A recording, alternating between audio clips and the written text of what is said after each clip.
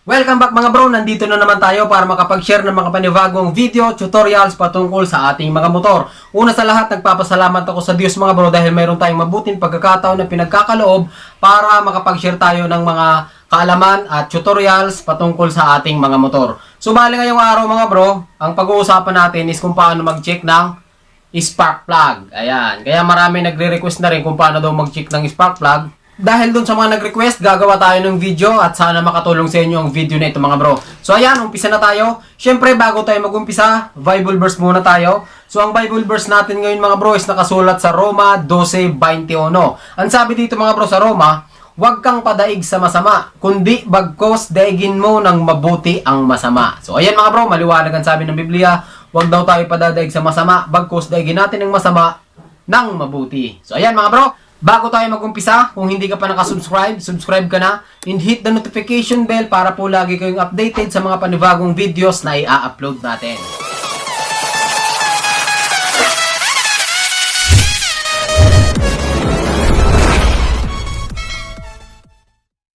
Sa mga hindi nakakaalam, ito po yung ating spark plug. Ayan, so meron tayong dalawang spark plug dito mga bro. Bago tayo mag-umpisa, ano ba yung spark plug mga bro at ano ba ang trabaho nito sa ating mga motor? So ang sabi dito mga bro, what is a spark plug? Sabi, it is a device for delivering electric current from an ignition system to the combustion chamber. So ayan, isa isang device mga bro na nagdi-deliver ng current galing sa ignition system natin, galing sa CDI, tapos napag-aralan na natin yung ignition coil, kung ang trabaho naman ng ignition coil, yung galing 12 volts ng CDI or ng battery, kung naka-DC operated ka, tapos kung hindi ka naman naka-battery operated, kadalasan galing siya ng stator. So pag galing doon, galing sa CDI, ibabato sa ignition coil, pagdating sa ignition coil, papatasin naman yung voltahe o papaabutin niya ng 1,000, 2,000 hanggang 20,000 mga bro. 20,000 voltahe ang itataas niya. Tapos ibabato niya dito sa spark plug. Si spark plug naman mga bro ang responsible sa pagsusunog na air and fuel mixture crew mga bro. So bago tayo mag-umpisa, bibigyan ko lang kayo ng kunting mga tips mga bro. Mayroon tayong dalawang spark plug mga bro. Ayan. Kaso, wala akong sample ng may resistorized na spark plug. Kung nakita nyo mga bro, mayroon tayong tinatawag na resistorized spark plug at mayroon din tayong tinatawag na non-resistorized spark plug. Paano nyo malalaman kung resistorized yung spark plug nyo mga bro? Dito yan makikita mga bro. Kung nakita nyo, parehas din so kasi ito eh. So napakarami tayong brand ng spark plug. May NGK, may Iridium, yan, iba-iba. So ang nasa akin ay Denso. So ito mga bro ay mga pinagpalitan ko na. Hindi ko alam kung gumagana pa ba to, pero ang papangit na kasi ng mga electrodes nyo. Ayan, yung ground niya o yung earth ground niya is mga butas-butas na.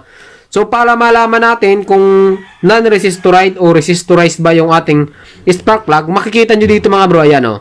U2, ibig sabihin non-resistorized kasi walang R. Pag resistorized naman yung inyong mga spark plug, may nakalagay dyan na UR2. Ayan, so mayroong UR sa nakalagay. Take note mga bro, tingnan nyo na lang kadalasan na may mga resistorized is yung ating mga FI o yung may mga ECU mga bro. Kasi mahabang usapin kasi yan eh. Kasi mga bro, pag resistorized, parang pinapalit niya yung galing dito na voltahe, pinapalit niya pagdating sa gitna, ibig sabihin nilalagyan niya ng resistance. So para bumagal yung voltahe, hindi kagaya ng mga ganitong spark plug mga bro, kasi tuloy-tuloy talaga pag galing dito, ibabato nyo agad dito. So ayan mga bro, meron na tayong ideya. So bali mga bro, hindi na natin pag-uusapan kasi hahaba yung video natin. Pero bibigyan ko pa rin kayo mga bro ng mga tips. Kasi malay nyo, hindi naman ganito yung spark plug nyo. At least may ideya naman kayo mga bro. So unahin natin mga bro yung resistorize muna. Kaso wala nga tayong sample, di ba? So halimbawa mga bro, pag binak natin yan, imagine mga bro, resistorize to ha. Pag binak natin yung resistorize, so ganito yung makikita yung pictures sa loob niyan. Sa ayan oh. Napakarami, di ba? So, meron tayong ground electrode. Marami pala ang parts ng spark plug, mga bro. Mayroon center electrode with copper core. Ayan. Ito yung kulay orange niya, kung nakita nyo. Tapos, mayroong thread. Ito na naman yung pinapasok natin sa makina para mag-lock. Mayroong gasket. Mayroong seals, mga insulator, mga bro. Kahit yun sa loob, mga bro, yung center electrode, mayroon din insulator yan. Yan, meron tayong ribs, may thermal nut. Ito na yung sinasalpakan natin ng spark plug cap. Tapos, kung nakita nyo mga bro yung resistorize, ayan, mayroon glass resistor na tinatawag. So, yan yung sinasabi ko sa inyo mga bro. Yan sinasabi ko sa inyo na ang purpose niyan para pabagalin yung voltahe. Pagdating dyan, sa gitna, so babagal siya bago niya ibato dyan sa center electrode mga bro. So, yun ang resistorize mga bro. So, meron siyang glass resistor sa loob. Compare mo naman dito mga bro sa pag binaklas natin yung non-resistorize, ang makikita naman natin na pictures is ganito mga bro. Ayan, kung nakikita nyo. So, kung nakikita nyo, halos wala naman pinagkaiba. Yan, ground electrode, thread, yung mga parts niya halos nandun din lahat. Yan. Nandiyan din lahat mga bro. Ang kaibahan lang, kung nakikita nyo yung mga parts, wala tayong mababasa dyan na glass resistor. Tapos mga bro, pansinin nyo yung kulay orange na yan sa gitna. Ayan. Yan yung tinatawag na electrode mga bro. Center electrode dyan. Tapos, syempre, mayroong insulation yan para hindi makadikit sa ground, diba? Kasi pag dumikit sa ground dyan, power loss yun mga bro. So, magkakaproblema yung ating mga spark plug. Kaya, kung nakakita nyo mga bro, wala siyang glass resistor. So, yun ang kaibahan ng dalawang spark plug, yung non-resistorized at yung resistorized. So, yung resistorized, tuloy-tuloy yung pasok ng voltahe niya simula dito sa thermal nut o yung salpakan ng ating spark plug cap hanggang dun sa center electrode. So, ayan mga bro, ito na yung ating spark plug na non-resistorized. So, ayan. So, mayroon tayong dalawang sample dito mga bro. Ngayon, itetest na natin ito gamit ang, syempre, hindi mawawala ang ating tool dyan. Ito yung ating multimeter, digital tester. So, ito mga bro. Sabi ko nga sa inyo mga bro, kailangan natin itest ito. Kung grounded na ba, kung open line na ba, kung putol na ba. Kasi minsan, mga bro, napakahalaga nito sa motor. Hindi lang natin alam. Pag nagka-problema ito mga bro, ay palyado yung ating takbo ng makina. Yung ating takbo, nararamdaman nyo sa makina, parang pumupugak-pugak.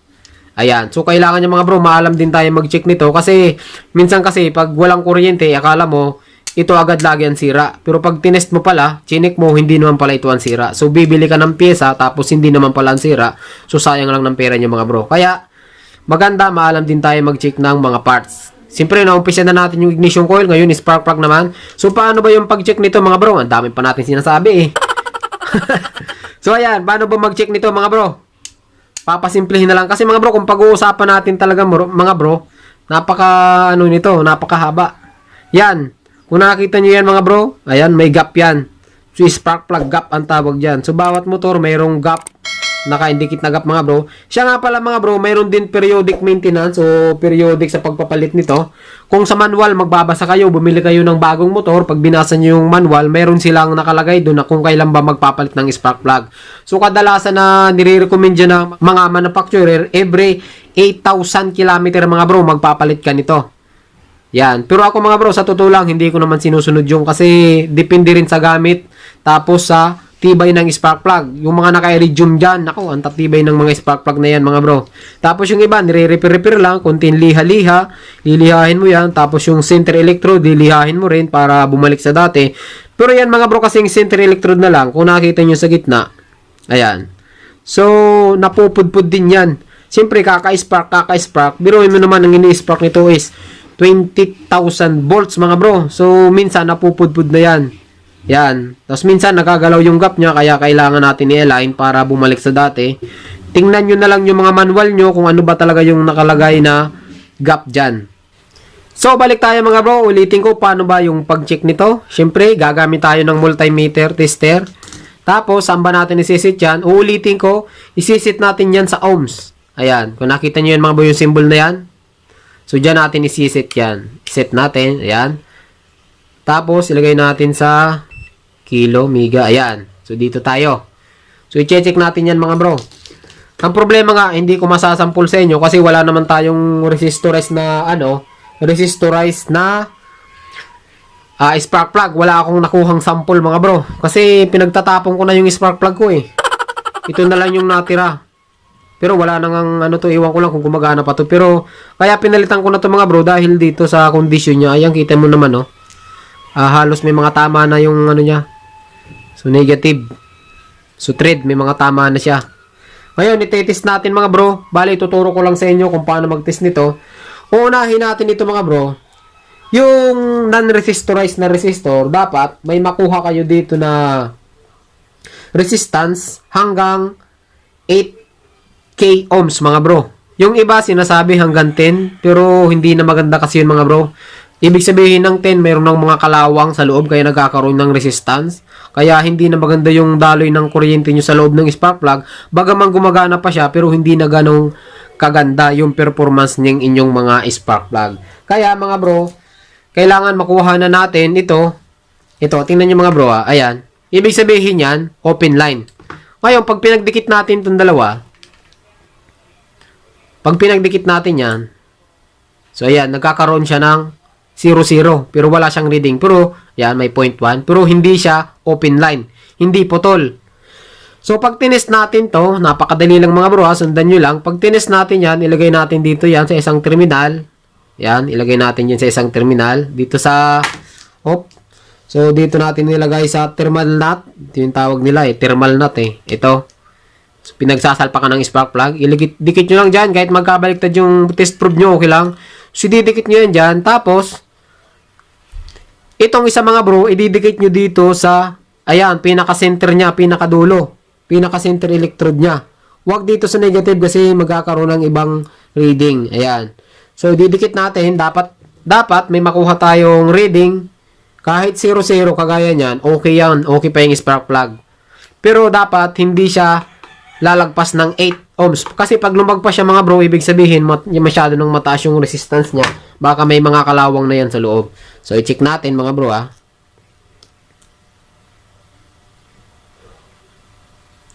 Yan, so halos walang reading mga bro. So, yan, meron tayong 0.2, 0.3.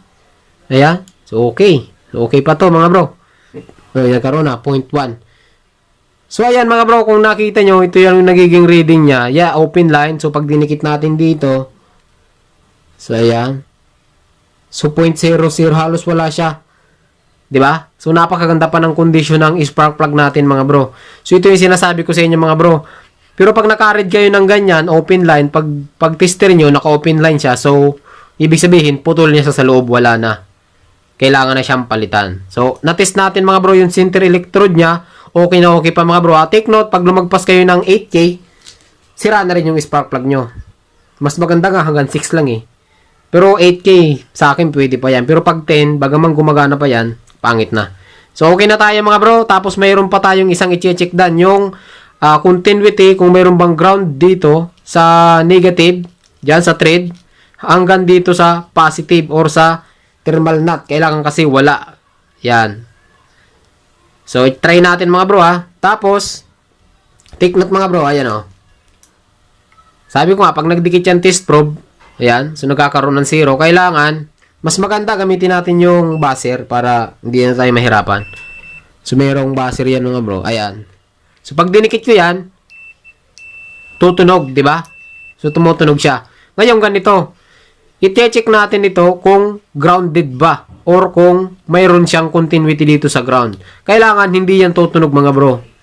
Yan. Check natin, kailangan hindi siya tutunog Pag tumunog yan, sira na rin yan. Kahit okay pa yung center electrode mo, yung resistance, okay pa. Pero pag tumunog dito sa ground, sira na to. Check natin. Ayan. So, wala. So, okay pa to mga bro. Yan. Ganyan lang ang pag-check mga bro. Ikot-ikutin nyo lang kung mayroon talaga. Ayan. Kasi mga bro, ayan, pag nagdikit kasi yan, ayan, kagaya nito. Ayan, di ba? So, tumutunog siya. Ayan. Tapos ito, mayroong iba kasi nag-test gamit test light lang. Hindi ko ina-advise na gano'n ang gamitin nyo. Bagaman, pwede rin yun. Ayan. Pag nilagay natin dito yan, tapos sinik natin dito sa pinakadulo, tutunog din yan. Tignan mo. Ayan. Kita nyo mga bro? Tumutunog din. Kasi meron nga siyang continuity. So, ibig sabihin, hindi putol yung kanyang linya. Ayan. Pero hindi ko ina-advise na ganito. Mas maganda mga bro, basahin nyo yung resistance niya. Kasi, pag umabot ng 10k ohms yan, tutunog din yan Pero masyado na mataas. Ulit-ulit na tayo. Ayan. Ayan. So, dito, yung ground, wala. Okay? So, ganun lang mga bro ang pag-check. Try nga natin itong isa. Kung ano pa. Kung medyo okay pa. So, balik natin sa ohms. Yan. So, ayan. Nagkakaroon siya ng reading 0.4, 0.2, 0.1. So, ayan. Okay pa rin mga bro. Halos hindi siya tumataas. Okay pa. Tapos, nalaglag. Tapos, itry natin yung grounded. Kung ano. So, wala rin. Diba? Wala rin. Yan o. Tapos, yung sa gitna, tutunog din yan. So, ayan. Ibig sabihin mga bro, okay pa yung ating dalawang spark plug. Pero bakit ko siya pinalitan? Kasi ang pangit na nung kanyang itsura.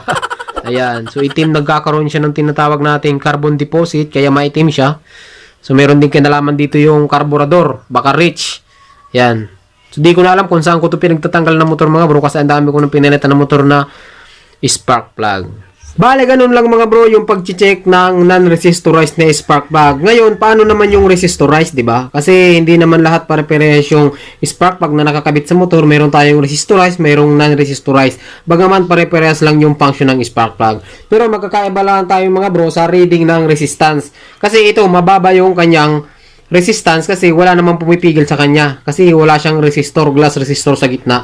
Ngayon, pag nagkataon mga bro na yung spark plug nyo is resistorized, kailangan ang mariread nyo, kailangan pag niread nyo dyan, pag chinik nyo dito, ayan, pag chinik nyo dyan, kailangan ang reading nyo hindi siya bababa ng 4,000 ohms hanggang 8,000 mga bro.